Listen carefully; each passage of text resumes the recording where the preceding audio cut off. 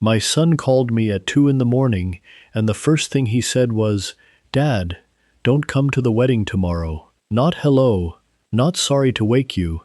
Just those 7 words, in a voice I hadn't heard from him since he was 9 years old and had broken something he couldn't fix. Don't come to the wedding tomorrow. And here's the part that matters. The part I need you to hold on to for the next 20 minutes, because everything turns on it.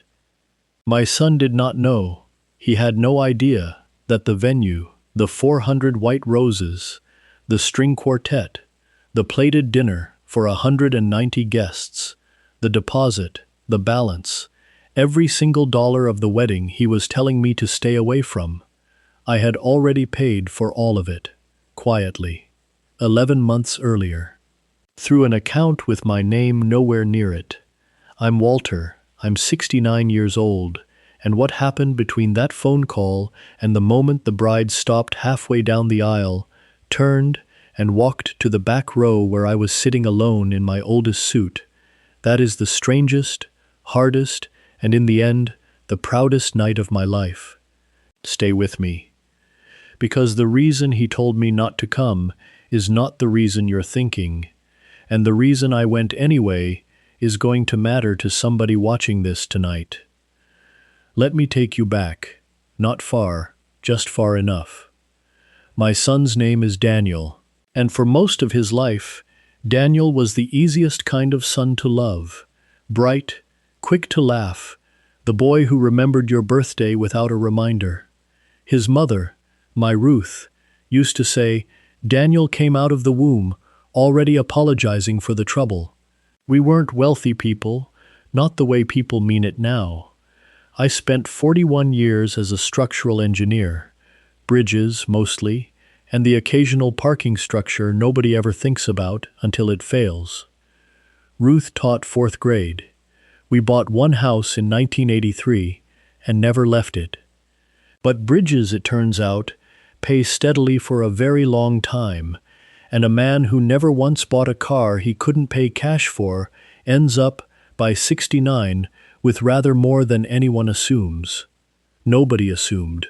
That was always the point. Ruth and I agreed on it early. The money stayed invisible. The moment they can see the bottom of the well, she said, they stop being careful with the water. Smart woman, smarter than me, and I say that as a man who calculates load-bearing tolerances for a living. Ruth passed 4 years ago, pancreatic, fast, which the doctors called a mercy, and I called the cruelest word in the English language. And after she was gone, something in Daniel changed. Not all at once. The way a bridge changes, no drama, no crack you can point to, just a slow shift in where the weight sits, until one day the whole structure is carrying its load through a path it was never designed for. The woman he was marrying is named Sabrina. Now, I want to be fair to her, because the comments are going to want me to make her a monster, and the truth is more useful than that. Sabrina wasn't a monster. Sabrina was ambitious in a way that had learned to dress itself as concern. When she talked about me, she used soft words. "We worry about your dad, all alone in that big house. It's a lot for him to manage at his age. Have you thought about who handles things if his memory starts to go?" Every sentence a small hand on the tiller, turning my son a few degrees away from me and calling every turn a favor. You regulars, well, this is my first time telling you anything, so there are no regulars yet. But if you stay, you'll learn my one rule, the rule Ruth left me. Nobody ever moves you out of your own life in one push. They do it 1 inch at a time, and they call every inch a kindness. The first inch was Thanksgiving, the year after Ruth died. Sabrina hosted, and halfway through the meal she mentioned, lightly, like weather, that she'd found a wonderful community, about 40 minutes away, for people at your stage, Walter, so you don't have to worry about the stairs. I was 67, and climbing those stairs twice a day to sleep in the bed I'd shared with my wife for 38 years. I said the stairs were fine. Sabrina smiled and said, "Of course they are. For now. For now." Hold on to that phrase. It comes back. The second inch came in the spring. Daniel called, and I could hear her breathing on the line, the way you can always hear the person who's really asking, and he said maybe it was time I simplified, signed a few things, made him what he called, carefully, a backup on the house and the accounts. Just so there's no mess, Dad, if something happens. I told him I'd think about it. I did think about it. I thought about it for a long time, sitting in Ruth's chair, and what I thought was, my son is not a cruel man, but he is being steered by someone who has already decided how this ends. And a good man being steered is more dangerous than a bad man acting alone, because you keep waiting for the good man to wake up, and while you wait, you sign. I didn't sign. But I didn't fight, either. Ruth taught me that too. Don't argue with the current, Walter. Just don't let it carry you. So I did something else instead. And this is where the wedding comes in. Because when Daniel got engaged, and he called me himself for that, genuinely happy, the old Daniel breaking through for one bright minute, I offered to help with the wedding. And Sabrina's response, relayed through my son, was a small masterpiece. She said it was so generous, but they didn't want me to strain myself financially at my age, and they'd rather I just relax and be a guest. Translation, and I understood it instantly. We don't want your money where anyone can see it, because visible money from you complicates the story we're telling about who takes care of whom. So I called the venue myself, privately, and I want you to understand exactly what I did, because it's the hinge the whole night swings on. I didn't offer again. I didn't announce anything. I found out which venue they'd chosen, the Hartley estate, the vineyard one, the expensive one they'd picked and then quietly worried about affording, and I paid for the entire thing anonymously, every deposit, the catering, the flowers, the quartet. I set it up through my attorney so that the venue's records showed the bill settled by a private trust. No name a guest would recognize. Daniel and Sabrina believed they were paying it off in installments. They weren't. The installments they thought they were making were being quietly refunded to a card they never checked closely. Why? Not to buy him. I want to be clear about that, because it matters. I did it because Ruth and I built that money for exactly one purpose, to be there for our son when he needed it, whether or not he ever knew it was us. That was the whole point of keeping it invisible. Invisible help is the only kind that can't be used against you, and it's the only kind that isn't really about you at all. Now, the phone call. 2 a.m, the night before the wedding. Dad, don't come to the wedding tomorrow. I sat up in the dark. I kept my voice level. 40 years of talking clients off ledges about load tolerances teaches you to keep your voice level. I said, "Tell me what's happening, Daniel." And it came out of him in a rush, the way the truth does when a person has been holding it underwater. Sabrina's family, he said, had concerns. Her father was a man who liked a clean picture, a certain kind of guest list, a certain kind of family, and somewhere in the planning, Sabrina had described me to them. Not cruelly, Daniel insisted. Not cruelly. Just as Dad's getting older. Dad's a bit confused these days. We're not sure he's up to a big event. She had, to smooth her own path with her family, quietly turned me into exactly the frail, fading old man she'd been describing at Thanksgiving. For now had become now. And her father had said, and Daniel could barely get the words out, her father had said it might be less stressful for everyone if the groom's father simply wasn't well enough to attend. A tidy absence, a sad but understandable empty chair. And Daniel, my Daniel, at 2 a.m, exhausted and cornered, and 12 hours from the biggest day of his life, had called to ask me to be that empty chair, to play sick, to stay home so the picture stayed clean. "Just this once, Dad," he said. "Please. I'll explain everything after. Just don't come. Pretend you're not feeling well, for me. Here's what I want you to sit with, because I sat with it for the rest of that sleepless night." He wasn't asking me to stay away because he'd stopped loving me. He was asking because he'd been convinced, 1 inch at a time, that my absence was a small price and my presence was a risk. That's what steering does to a good man. It doesn't turn him into a villain. It turns him into a person who asks his father to disappear and calls it please. I didn't yell, I didn't cry, though I wanted to. I just said, "Get some sleep, son. Tomorrow's a big day." And I hung up, and Daniel, I'm sure, took that as a yes. It was not a yes. "I'll tell you what I did in the next hour, and then I'll tell you what happened at the wedding. And I promise you, the thing that happened at the wedding is worth staying for, because the bride, Sabrina herself, is the one who ended it, and she did it in a way I never saw coming and never could have planned. But first, quickly, because I know some of you are already asking, I called my attorney, not to threaten anyone, to ask one question. I asked him if I simply did nothing, if I stayed home, played sick, let the empty chair sit there, what happens to the arrangement? And he told me what I already knew. Nothing happens. The wedding goes on. The venue's paid. Daniel and Sabrina begin their marriage in a beautiful place they think they earned, never knowing.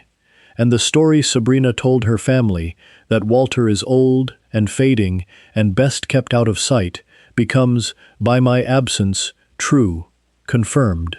The first official entry in a record that would, 1 inch at a time, end with me in that community 40 minutes away, wondering how I got there.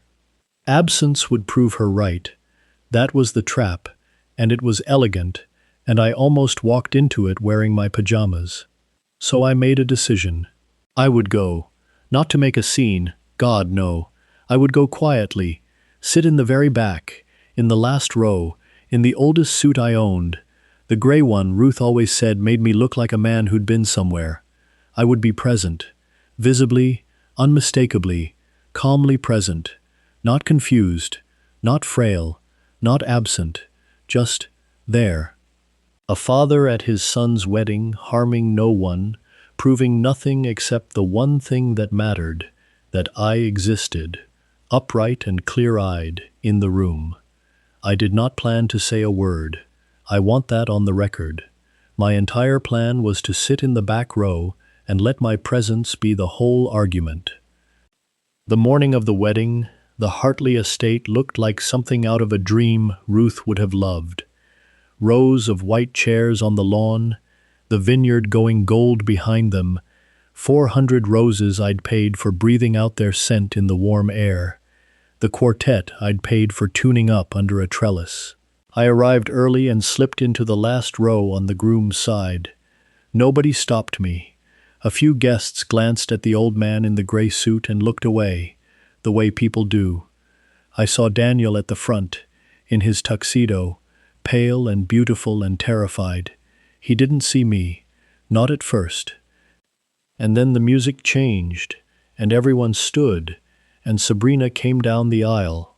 She was, I'll give her this, a stunning bride, and she was smiling the smile I knew, the soft, concerned, everything under control smile she'd worn at every Thanksgiving, every phone call, every inch.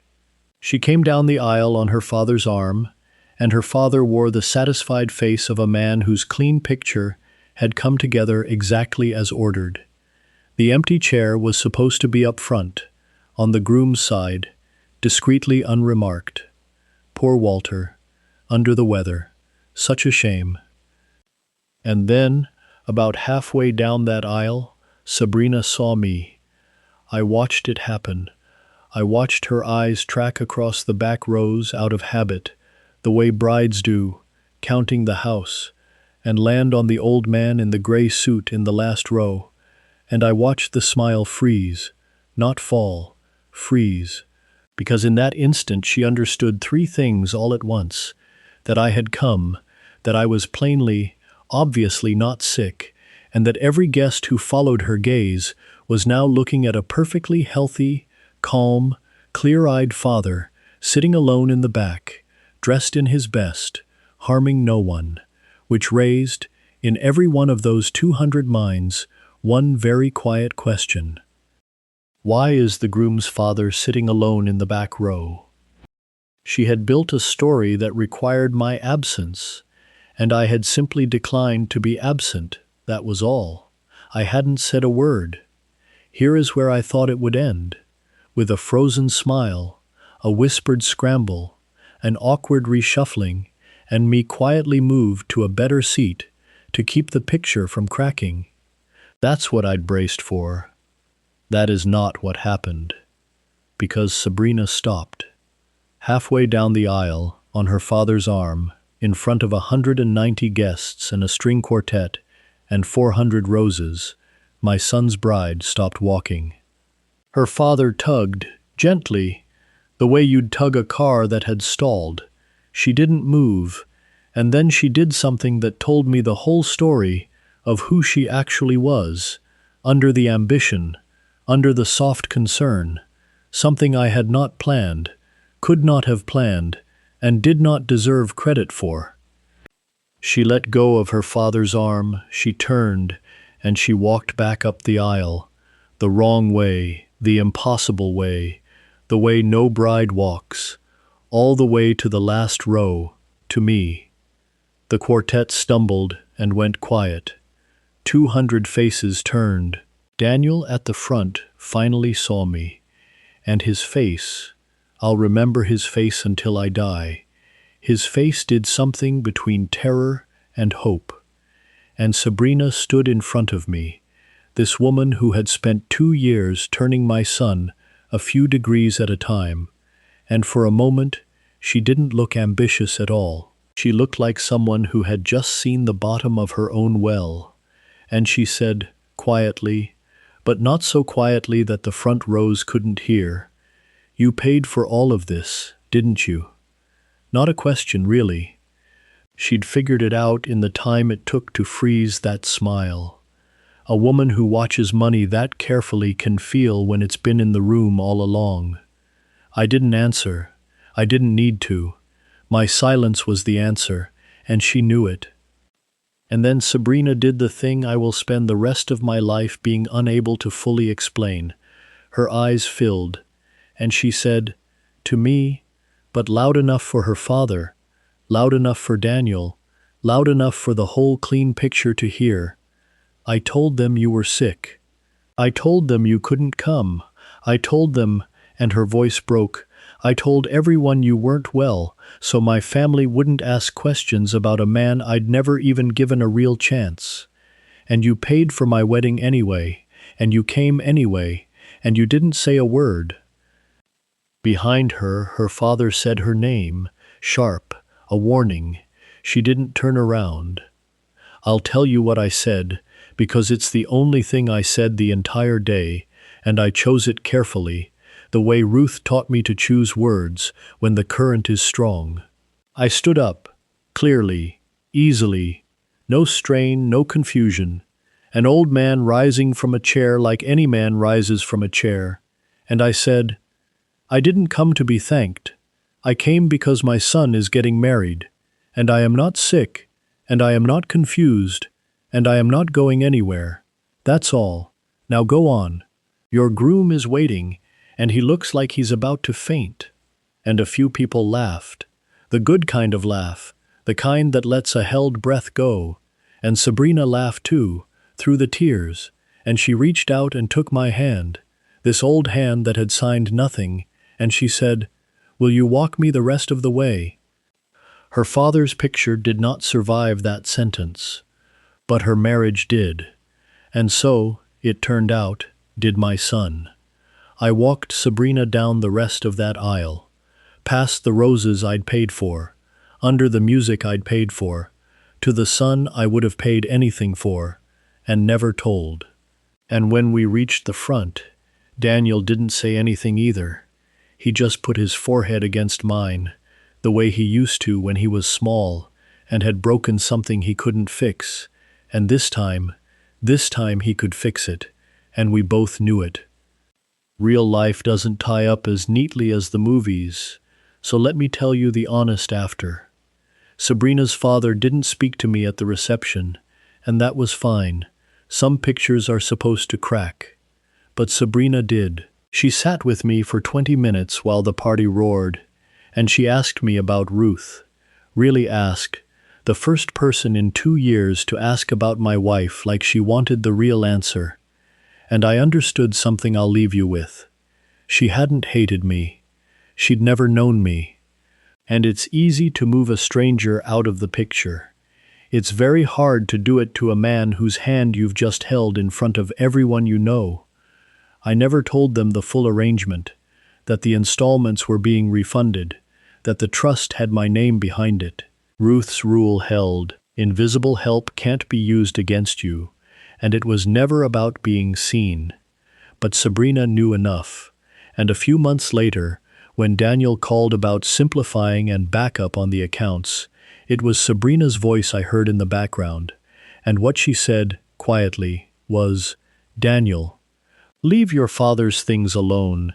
He knows exactly what he's doing." She, of all people, had learned to see the bottom of the well and choose to keep the water clean anyway. The stairs in my house are still fine, by the way. I climb them twice a day. I sleep in the bed I shared with Ruth for 38 years. And there's a photograph on the nightstand now that wasn't there before. My son, his bride, and an old man in a gray suit in the back row of the picture, exactly where he chose to sit, exactly where he was always going to be.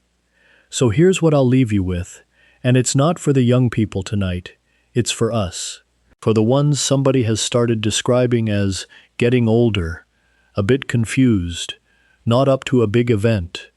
For the ones being moved 1 inch at a time, one kindness at a time, toward a chair in the back of our own lives. You do not have to make a scene. You do not have to raise your voice. Sometimes the entire argument is simply this: refuse to be absent. Put on your oldest good suit, sit up straight, keep your eyes clear, and be there. Let them see that you exist. It is the quietest power an old man has, and it is enormous, and no one can take it from you unless you agree to disappear. I almost agreed. In my pajamas, at 2 in the morning, I almost said yes. I'm so glad I put on the gray suit instead. Now, the comments, and I'd truly like to know, was I wrong to pay for a wedding they didn't want my money in? Some of you will say I bought my way in. Some of you will say I did exactly what a father should. Tell me. I'll read every one. And the harder question, the one I still turn over some nights. If Sabrina hadn't stopped on that aisle, if she'd kept walking and left me in the back row, would I have done anything at all? Or would I have just sat there, present and silent, and let that be enough? I think I know my answer. I want to hear yours. And if you believe that the quiet ones, the ones who sign nothing, say little, and simply refuse to vanish, are the strongest people in any room, then stay with me. Because next time, I'm going to tell you about the Christmas my daughter told me not to come, and the one phone call I made to the bank about the $400,000 she'd forgotten was mine. Take care of each other, climb your own stairs, and put on the good suit.